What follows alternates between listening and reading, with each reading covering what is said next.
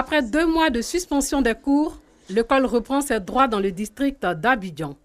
Ce lundi 25 mai, dans ce groupe scolaire, ces élèves de cette classe de 3e ont cours d'anglais.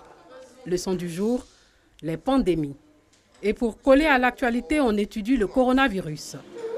Why did we stay home for 2 months? Yes, miss? Because of coronavirus. Ici au secondaire comme au primaire, tout est mis en œuvre pour le respect des mesures barrières au Covid-19. À la cantine, on garde les distances, mais ce n'est pas l'affluence des jours ordinaires. Au cours méthodiste secondaire, cette école primaire multiplie les restrictions, pas de récréation ni de cantine. Priorité au cours. Venu accompagner sa fille, ce parent d'élève n'est pas totalement rassuré. C'est déjà une bonne chose qu'il y ait une reprise, mais les parents, tous les parents sont inquiets. Bon, c'est les appréhensions qui sont dues au fait que la situation n'a pas évolué, la situation sanitaire n'a pas évolué, mais c'est quand même une bonne chose qu'il y ait cette reprise-là. Et puis, il faudrait quand même que cette situation et les élèves et les parents soient accompagnés de la manière la plus idoine afin que cette reprise-là ne soit pas entachée par des difficultés sanitaires, justement. Le corps enseignant est plutôt rassurant. Nous avons repris effectivement en tenant compte de toutes les dispositions. Les lavages de mains à l'entrée. Nous avons prévu devant chaque classe aussi les dispositifs de lavage de mains. Et dans les classes, avant que les élèves n'y accèdent, nous avons pris les dispositions de désinfecter les classes et puis veiller à ce que chaque élève ait son cache-nez. Chez les plus grands au secondaire, cette classe de terminale compte 24 élèves contre 35 avant la pandémie. L'heure est à la révision. Pour cette première journée, la reprise des cours est effective dans les établissements visités. Les mesures barrières au coronavirus changent certaines habitudes dans les établissements scolaires, mais s'adapter fait partie de l'apprentissage. La Côte d'Ivoire a enregistré 10 nouveaux cas de la maladie à coronavirus ce dimanche. Sur 484 échantillons prélevés, soit 2% des cas positifs, 31 guéris et 0 décès. À la date du 24 mai, la Côte d'Ivoire compte donc 2376 cas confirmés, dont 1219 personnes guéries, 30 décès et 1127 cas actifs. Le nombre total d'échantillons est de 23 444. Dans le monde entier, l'on enregistre plus de 5 millions de cas confirmés de la maladie à coronavirus, plus de 2 millions de guérisons et plus de 300 000 cas de décès. Campagne de sensibilisation des personnes du 3e âge sur la pandémie à coronavirus au quartier Anonkwa-Kouté Sodessi dans la commune d'Abobo. Pour se protéger, nous sommes 3e âge, on est enfermés, il faut manger. On a des enfants en main, ils aussi doivent se protéger aussi. Ils ne peuvent pas sortir pour aller travailler. Comment faire pour se nourrir? Donc vraiment, ce n'est pas facile pour nous. Bon, coronavirus, les masques que nous avons reçus, des fois on paye.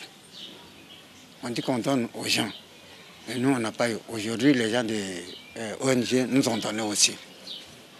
Donc il faudrait que l'État quand même voie le cas. On dit qu'on distribue, on fait les dons. Mais chez nous, si on n'arrive pas à avoir, moi qui suis le chef du quartier, je n'ai pas encore réussi pour pouvoir donner à mes hommes. Depuis l'apparition de la COVID-19 en Côte d'Ivoire, l'ONG Conscientisation Action pour le Développement en Côte d'Ivoire s'est concentrée sur la sensibilisation des personnes du 3e âge considérées comme des gens à risque. Ce sont ces personnes-là qui sont des chefs de communauté.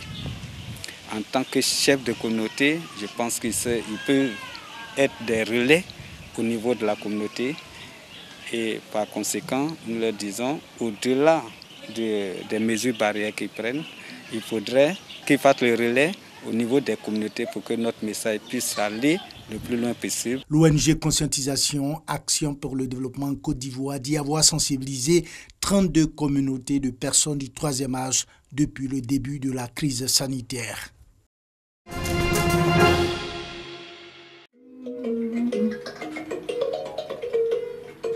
Il a décidé de mettre sa notoriété au service du combat contre la Covid-19. Dans ce studio situé dans la commune de Cocody, le batteur et percussionniste ivoirien de renommée internationale, Paco Seri, rend un hommage artistique au gouvernement et au personnel de santé au front dans la lutte contre la propagation de la pandémie.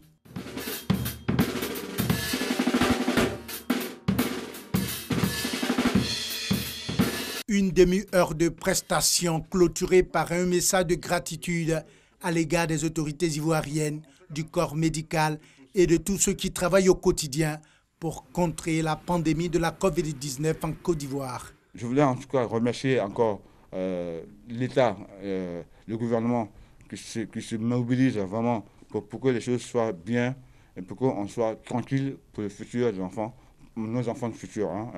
Donc je voulais remercier tous les aides-soignants, les médecins, en tout cas tous ceux qui se mobilisent pour cette pandémie, pour que les choses soient bien. En tout cas, merci à vous. Paco Seri n'encourage pas seulement le gouvernement à poursuivre ses efforts. L'artiste invite également les populations à adopter les gestes barrières contre la propagation de la pandémie.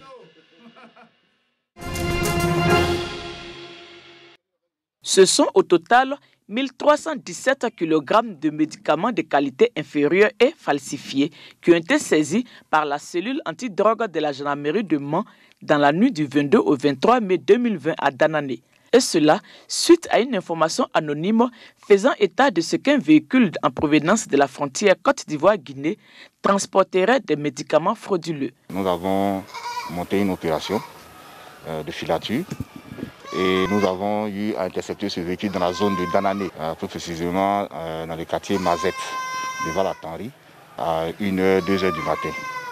Voilà. Alors, à la vue de nos éléments, le chauffeur et les deux occupants ont voulu prendre la fuite.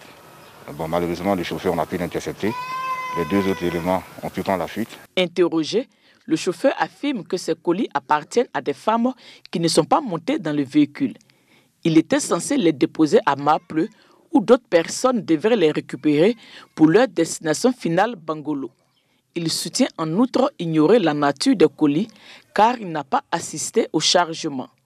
Quand je venais vers Toilé, comme c'était le marché, les femmes, il y avait du monde. Et c'est là ils m'ont dit maintenant que de prendre les bagages pour venir. Bon, on a discuté le prix. Comme ce jour-là, j'étais en carême, il était de l'heure de rituel. Là, je suis allé faire les rituels du carême. Maintenant, en attendant que les gars étaient là chargés. Maintenant, bon, d'habitude, je prends les bagages des femmes qui vont au marché. Bon, je ne me suis pas rendu compte que peut-être que c'était ça. Le chauffeur, seul mis en cause pour l'instant, sera déféré. Les médicaments frauduleux, quant à eux, seront incinérés. La cellule antidrogue de la gendarmerie de Mans a également saisi 28 kg de cannabis le 18 mai dernier à Bangolo avec un individu en provenance d'Abidjan. Jugé, il a écopé de 10 ans d'emprisonnement.